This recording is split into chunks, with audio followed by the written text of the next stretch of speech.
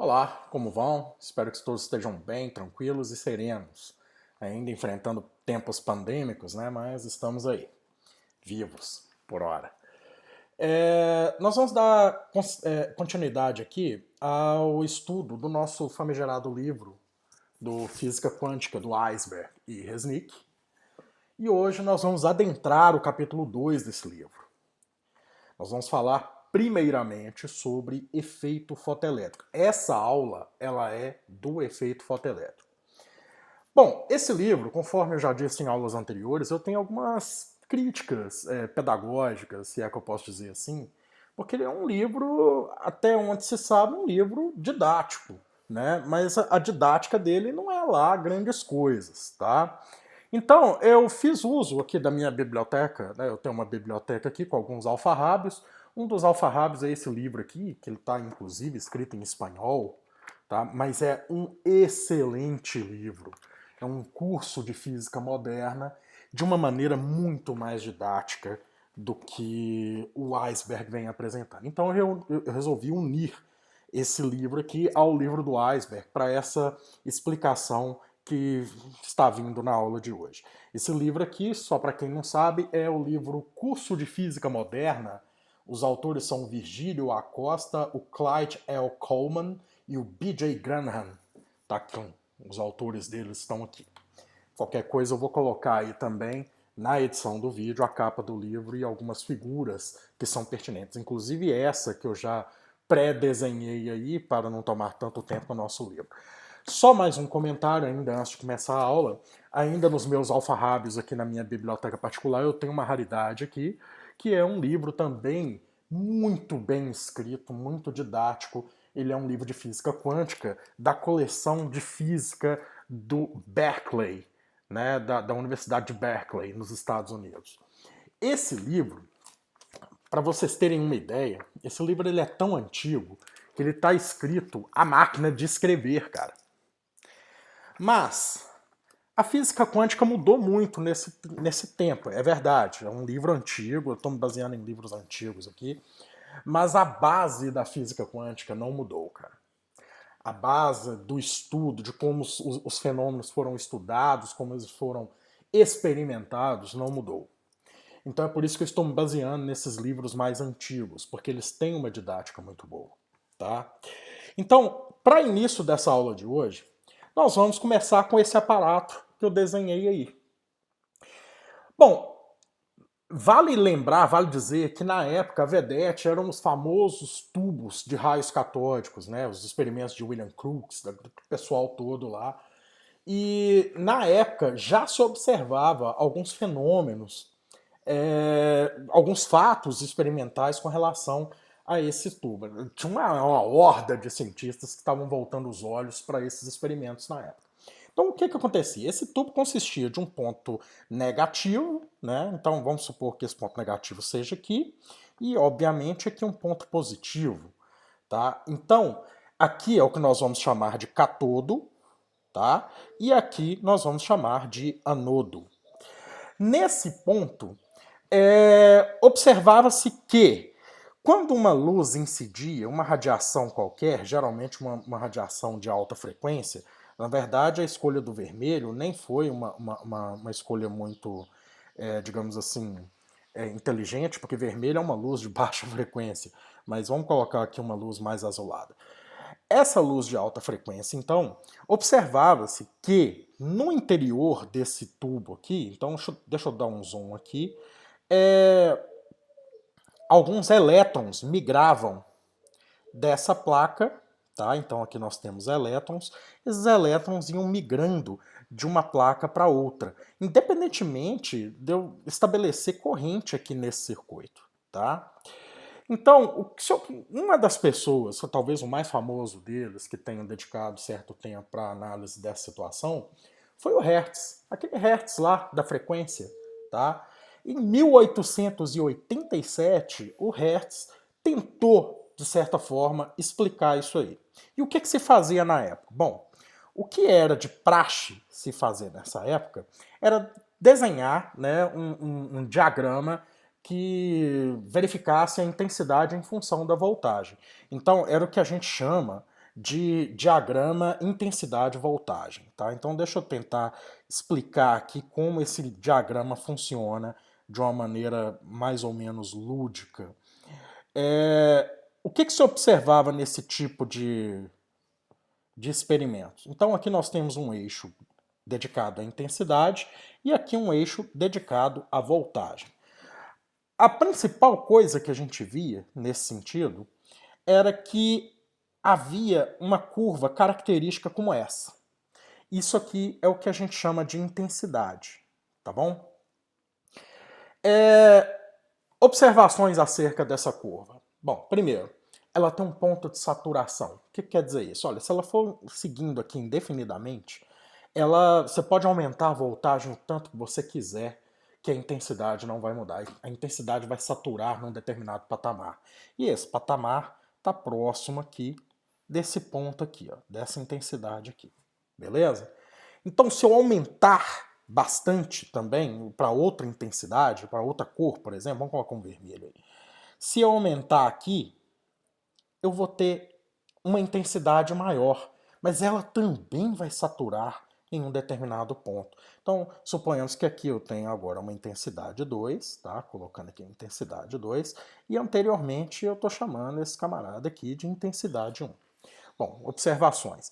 O que eu sei a respeito disso? Olha, a intensidade 2 ela é maior que a intensidade 1. Não adianta você aumentar a intensidade, tá?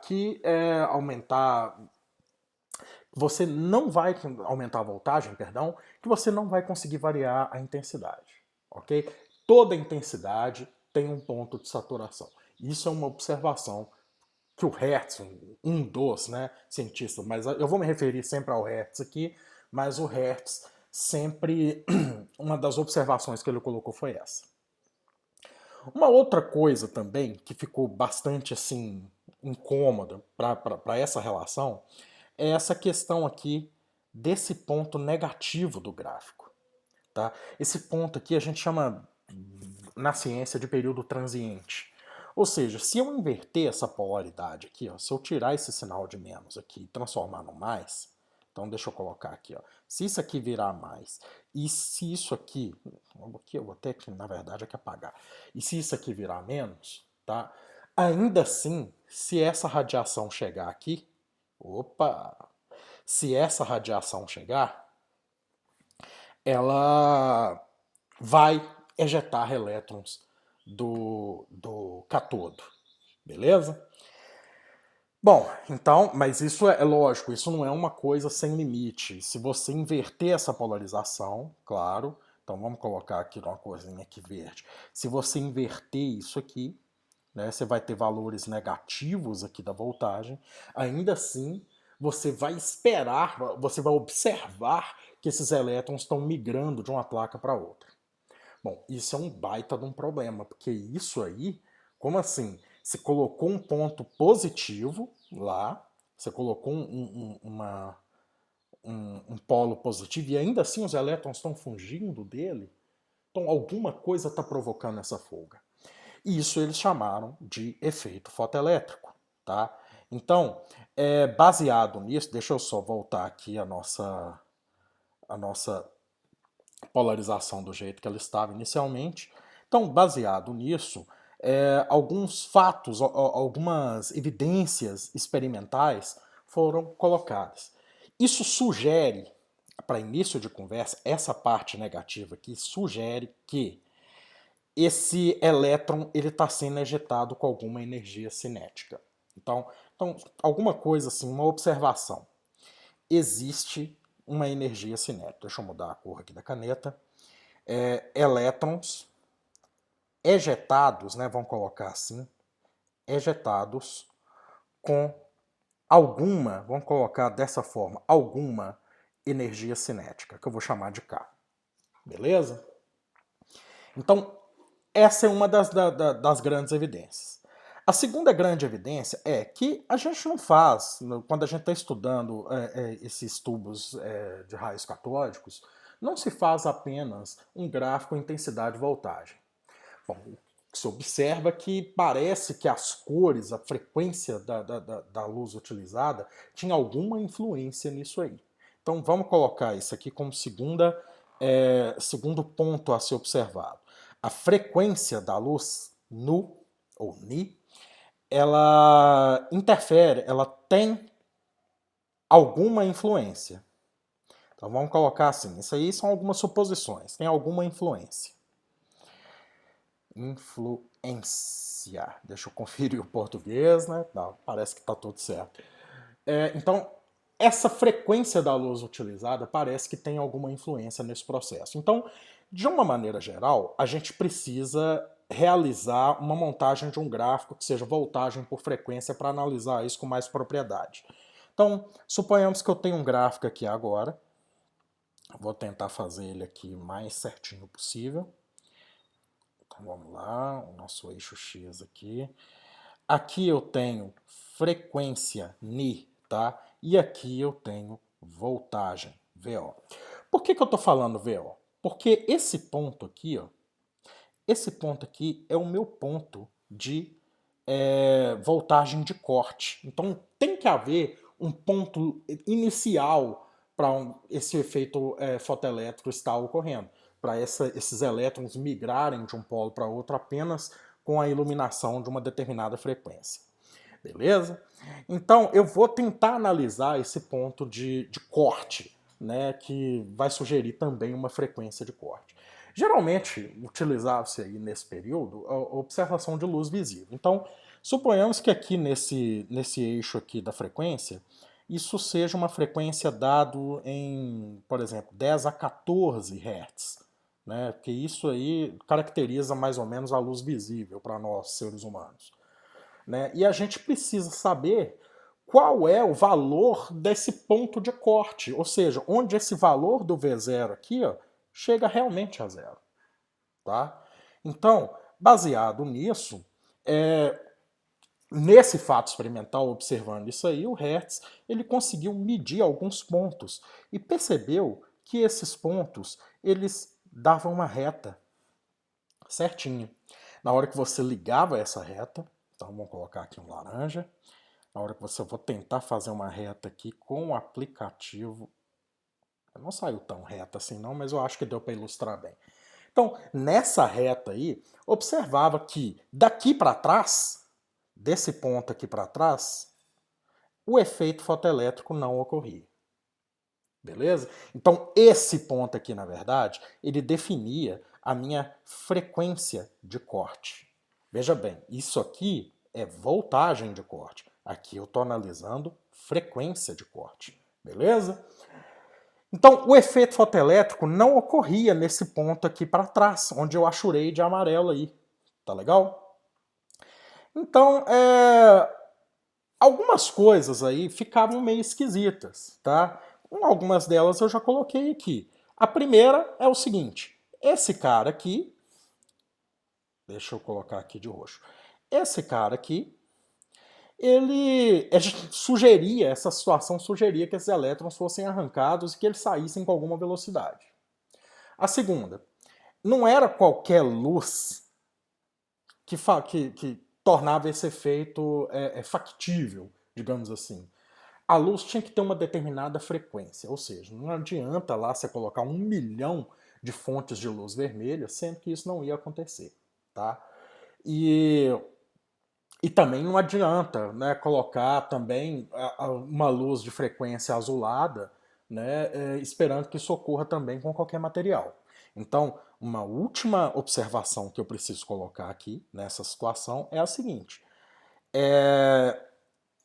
Essa frequência de corte que nós observamos aqui, ela vai ter um valor específico para cada metal utilizado, beleza? Então, essa frequência de corte, o Ni0, ele depende da superfície, tá? Do metal ali, no caso nosso, do anodo. Então, ele depende do metal utilizado, beleza?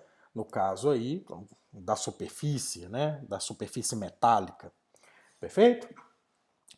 Então, isso aí, por si só, já dava algum nó na cabeça dos cientistas na época. Por quê? Porque, de fato,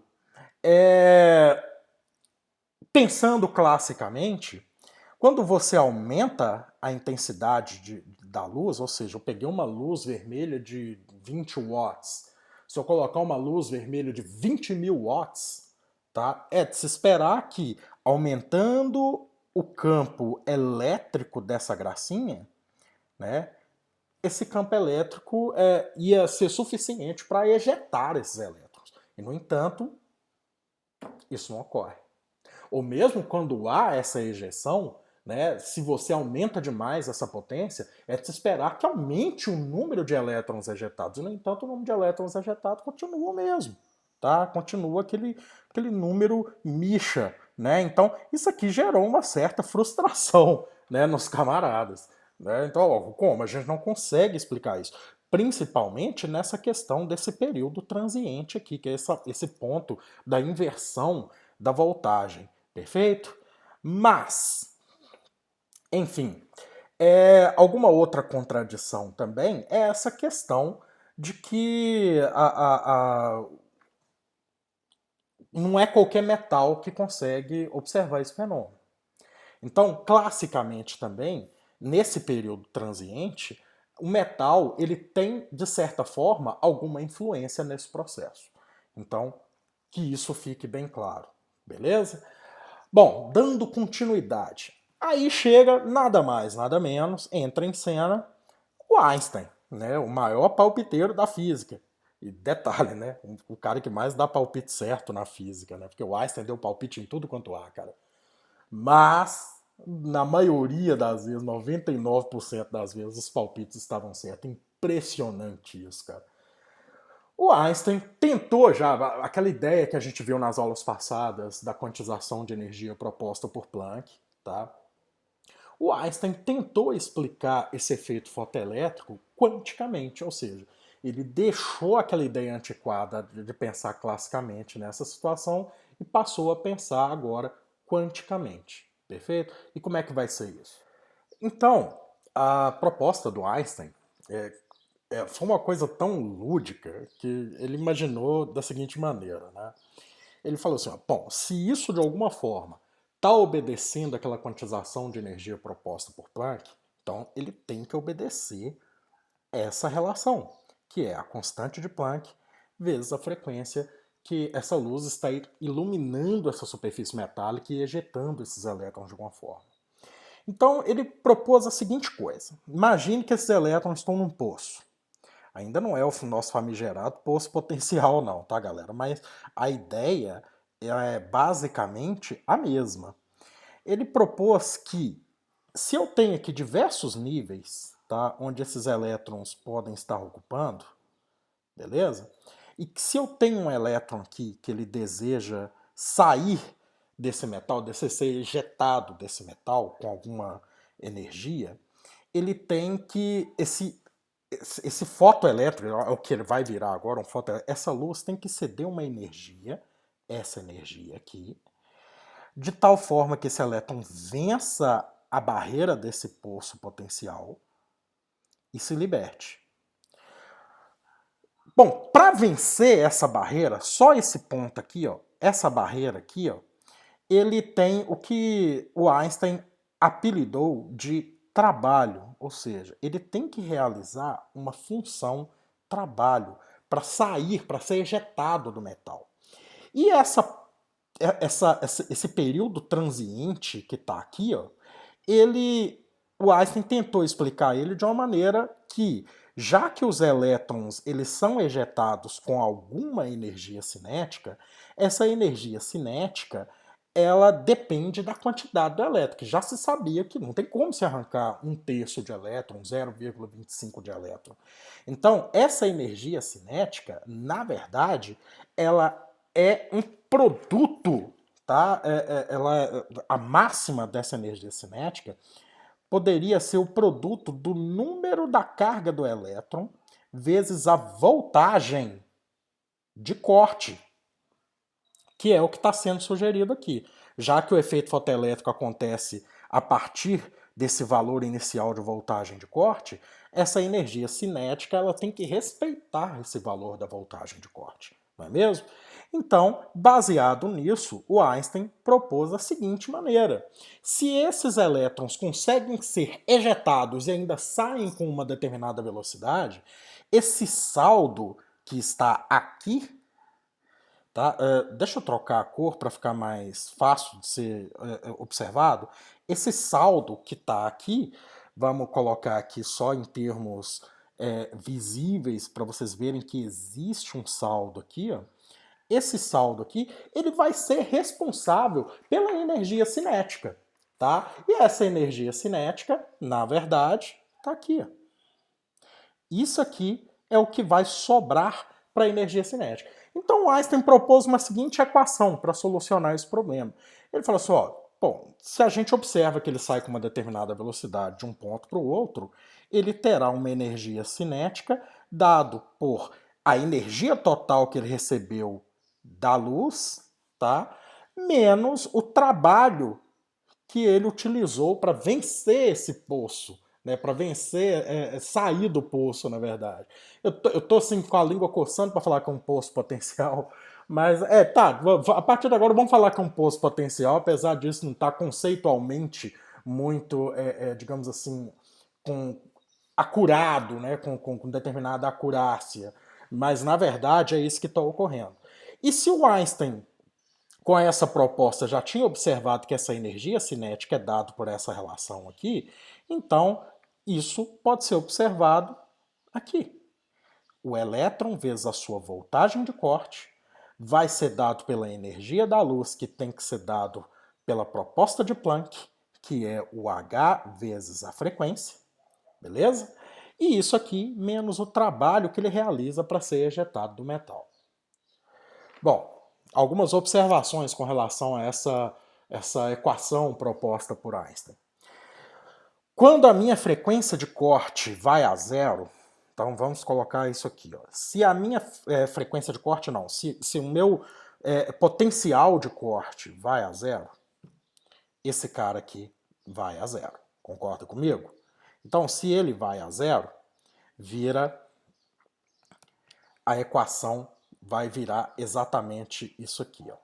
H, frequência de corte, HNI, tem que ser igual ao trabalho realizado. Ou seja, quando você ilumina um metal apenas com a frequência necessária para o elétron sair do poço, o elétron ele sai, pum, mas ele sai e fica estático. Ele não migra, ele não sai com uma determinada velocidade. Então, esse é um dos pontos principais, tá? E essa frequência de corte, obviamente, ela pode ser calculada com essa relação. O trabalho que você tem, o trabalho inicial para você retirar esse elétron, dividido pela constante de Planck. Beleza? Então, vamos separar isso aqui, porque isso é uma relação importante para as nossas pretensões aqui. Mas, baseado nessas relações de suma importância que a gente acabou de achar aqui, eu preciso explicar a curva característica desse fenômeno, né, que esses fóton-elétrons estão produzindo. Então, suponhamos que se essa relação que nós acabamos de achar aqui, ela vai ter um valor para o meu W0, ou seja, aquele valor mínimo, né, que eu tenho para fazer com que o elétron seja ejetado de uma superfície metálica, eu posso ter esse HNI, né, H frequência de zero, como sendo a minha relação primordial. E nesse valor mínimo, eu posso simplesmente colocar aqui nessa relação e ver o que acontece. Então a minha relação ela vira mais ou menos o seguinte. Esse EV0, que é o meu potencial de corte, ele tem que ser dado pela frequência da luz que eu estou iluminando a minha superfície metálica, menos o valor de H menos, menos não, né, perdão, multiplicado por Ni0, ok? Lembrando que isso aqui é o Ni, eu sempre puxo a perninha aqui para não haver confusão com o V de voltagem. Bom, de uma maneira geral, então, eu posso calcular essa frequência de corte, né, para cada metal. Eu posso simplesmente aqui isolar o meu V0 e fazer com que, bom, eu posso colocar o H de Planck aqui em evidência e fazer a diferença das frequências, né, e isso tudo aqui dividido pelo valor da carga do elétron. Beleza? Se a gente for plotar esse gráfico agora, ele vai nos dar algo similar com isso aqui. Então vamos copiar esse gráfico aqui, vamos dar uma olhada como é que ele vai se comportar ali. Então vou copiar aqui, vou levar ele lá para baixo, só para a gente entender o que está ocorrendo aqui. Vou deixar a fórmula aqui, acho que, bom, tá no vídeo, tá legal, tá beleza. Então tá aqui o meu gráfico, deixa eu só apagar aquilo que não me interessa. Isso aqui, por exemplo, não me interessa. Esse círculo aqui também não. E talvez essa parte aqui... bom, deixa aí que talvez fique como ilustração para o que a gente vai fazer aqui agora. Essa frequência de corte, então, deixa eu voltar para a cor laranja. Ela respeita uma inclinação dessa reta. E o que é essa inclinação? Na verdade, pessoal, a inclinação, ela é isso aqui, ó. Beleza? Então, se eu fizer, por exemplo, a tangente de θ, não é assim que a gente calcula a inclinação? Se eu fizer a tangente de θ aqui, essa tangente vai nos dar a constante de Planck dividido pela carga do elétron em questão, que está aí. Beleza? Então, isso nos dá e nos explica satisfatoriamente o porquê que cada metal vai ter a sua frequência de corte definida. Por quê? Porque cada um também terá o seu potencial de corte definido de acordo com essa relação aqui que Einstein nos deu. Então, de acordo com isso aqui, ó. Beleza? E como que vai ser isso, Fernando? Olha, simples. Hoje a gente tem uma tabela, então deixa eu ver se eu pelo menos consigo reproduzir essa tabela aqui, que eu tirei desse nosso famigerado livro aqui antigão, tá? Essa tabela, ela estabelece que, por exemplo, se o metal, vamos colocar aqui, ó, metal, e o trabalho mínimo para ejetar esses elétrons, dado em electrovolt, claro. Para o sódio, por exemplo, que é um metal parada de sucesso para observar efeito fotoelétrico, o valor para você ejetar o elétron, o potencial de corte para isso, né, o trabalho de corte para isso, está em torno aí de 2,28 electronvolt. Para o cádmio, né, que é um dos principais componentes que compõem bateria de eletrônicos hoje em dia, celulares, laptops e etc e tal, tablets e por aí vai, né, ele requer um valor de 4,07. O alumínio, ele tem um valor aí de 4,08. A prata, a G, ela tem um valor de 4,73. Beleza? Bom, então, tá aí. A explicação do efeito fotoelétrico se deve basicamente observando quanticamente a situação, tá? Que eu quero deixar isso bem claro, que você tem que se despir, tá? Nós estamos agora analisando tópicos de física moderna, nós estamos analisando física quântica. Então você não pode mais pensar classicamente para as coisas. Então, muitas das coisas que foram até gatilho para o nascimento da física quântica, e uma delas foi o efeito fotoelétrico. Tá? E esse efeito fotoelétrico, claro, tá? Ele respeita a proposta de Planck para poder explicar esse fenômeno. Graças a isso, tá? Porque muita gente erroneamente atribui o Prêmio Nobel de Einstein em 1921, se não estou enganado, à teoria da relatividade. Olha, a teoria da relatividade realmente é um trabalho fabuloso do Einstein, né? Apesar de que tem as suas restrições e etc e tal. Mas não foi ela, e olha que ela é famosíssima, né? Mas não foi ela que deu esse Nobel para Einstein. O que deu o Nobel para Einstein foi essa explicação aí, tá? Isso, mais tarde, nós vamos ter uma outra aula, aí é uma aula mais onde a gente vai ver os postulados de Einstein, os postulados de de Broglie, o efeito Compton, né? E nós vamos ter maior, digamos assim, autonomia, maior autoridade agora para poder entender melhor esses fenômenos. Então, graças a esse efeito fotoelétrico, que hoje você consegue ter, por exemplo, um celular com tela de touch. Né? Hoje tudo aí é touch, tudo é wireless, né? Tal. Um dos principais responsáveis por isso foi a compreensão correta desse efeito fotoelétrico. Então, moral da história, para aquelas pessoas imediatistas que acham que todo cientista tem que devolver uma resposta rápida para a sociedade. Não, meu filho. Entre o primeiro iPhone, que se não me engano foi 2011, né? Ou seja, com aquela inovação da tela touch e e essa proposta do efeito fotoelétrico de Einstein, né, que foi uma proposta aí que ele ganhou o Nobel com ela em 1921, mas desde 1887 Hertz já vinha observando essa situação, né, existe aí um tempo considerável. Né? Naquela época eles não sabiam para que isso servia, hoje a gente sabe. Então, maior respeito à ciência, né, pessoal? Negacionismo nunca. Um forte abraço para vocês, a aula de hoje fica por aqui e até a próxima. Ah, voltei só para dizer uma coisa. Se inscrever no canal, né, galera? Vai que essa aula aqui não mereceu um like. Dá um likezinho aí, né? Se inscreve aí no canal. Vamos ajudar o prof aí, ó. Vim até com a camisa do Cruzeirão cabuloso aqui, porque o Cruzeiro também tá precisando de muita ajuda. Forte abraço, galera!